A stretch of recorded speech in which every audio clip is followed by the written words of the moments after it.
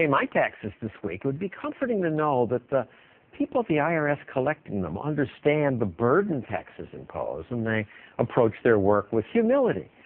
But then I saw this training video that they paid for to take off on Star Trek. Captain's log, stardate 8.23.2110. We received a distress call from the planet Lotax in the ATAC system. According to their leaders, the planet civilization has degraded to anarchy. Chaos rules over order. We send a landing party. That's right. In their training video, they say, without the IRS, civilization ends and chaos begins. It's worse than we thought. There's money laundering, bribery, cash-paid haircuts and manicures running rampant in the street. Cash-paid haircuts and manicures running rampant. What's wrong with paying cash? Apparently to the IRS, that's destructive chaos. And the IRS is upset that on that planet, amateurs help people with their taxes. They're all calling in now, Captain. Interplanetary tax practitioners practicing without a license. We asked one guy for his credentials, and he showed us his movie ticket stubs. Which movie was it?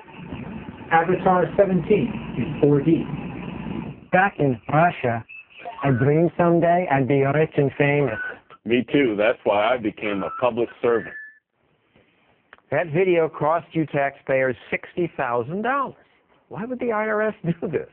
This show's special correspondent Kennedy and Reason Magazine editor Matt Welch have some ideas. So why? What's going on here? This was a conference. This is a video in front of a conference of IRS investigators, and so it's a sort of way to build morale and make them feel good about themselves, so they can feel good that they're going throughout the galaxy and making sure that there's no chaos because there are IRS tax collectors scrounging through each and every seat cushion in the universe. It's inherently distrustful of human nature, and for that I find it patently offensive. And it's illogical.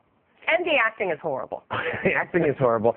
But there is logic that we need some taxes to pay for the government that we do need. There's no logic that somehow if you take the IRS out of the American picture, that it will devolve into anarchy. That doesn't make sense. We didn't have federal income taxes in this country 100 years ago.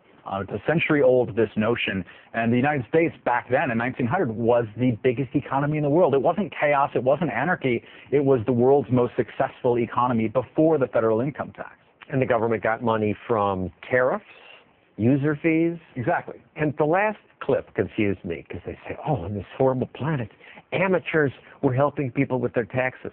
The IRS, the government tried to get a law passed saying you had to have a license to give tax help.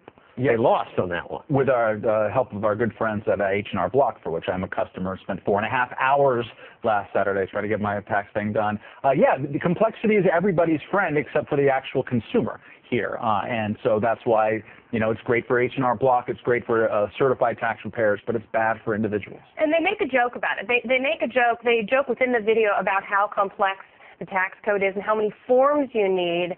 And the joke is on us. It's at our expense, the fact that it has become such a complicated system. Why not pare it down to one form so people can file their taxes themselves so you don't have to have professional help? I mean, you talked about hurting poor people. Because we want all these deductions, and if you're going to give all these breaks, you need forms for them. But that hurts poor people. But that's Congress's fault, not the IRS's. Let's play one more clip from the IRS film that confused me. Sir, they're even exchanging the lowest coin currency for paper bills. You don't mean. That's right, sir. Pennies on a dollar. And this is somehow funny to the IRS. What are they talking about? I think it's an in-joke talking about pennies on a dollar, which is what you get in lawsuits against people who owe back taxes. Ultimately, those taxes are collected on pennies on the dollar instead of the full back tax bill, which they find uniquely horrifying because they're not getting each and every last penny out of it. The IRS comes after you. You owe $100. You end up settling for some pennies, or because if you fight them, it costs you $500. Okay, ask Wesley Snipes. He stayed with his reputation and his freedom. He's rotting in a Spanish prison right now. It might not be a Spanish prison, But Wesley Snipes was sentenced to 3 years in prison for federal tax evasion, and he's not the only person who's suffered because of his celebrity. And let's also remember that the IRS is the only tax collecting agency in the entire world that says it can go around and force foreign banks to collect taxes for American citizens who live abroad, right? So what this has caused is actually the chaos they claim to want to prevent. It means that Americans who live anywhere else outside of America can't get a bank account because the IRS is forcing those banks to snoop on Americans and collect their money. So no other country tries to do that in America. No one does it anywhere. The only other country that even wants you to file a tax return when you live abroad is Eritrea. So, high five for us. We're aping Eritrea, except we have even more enforcement. And we don't know that Wesley Snipes got a longer sentence because he's celebrity. Maybe he did some terrible things. I don't know. I hope that's my personal opinion, but okay. I feel his pain. That's all I'm saying, because paying taxes, it's forced labor. And not paying your taxes and dissolving the IRS does not lead to anarchy. I think it's an experiment we should try. I look forward to that. Thank you, Kennedy. Matt Welch, coming.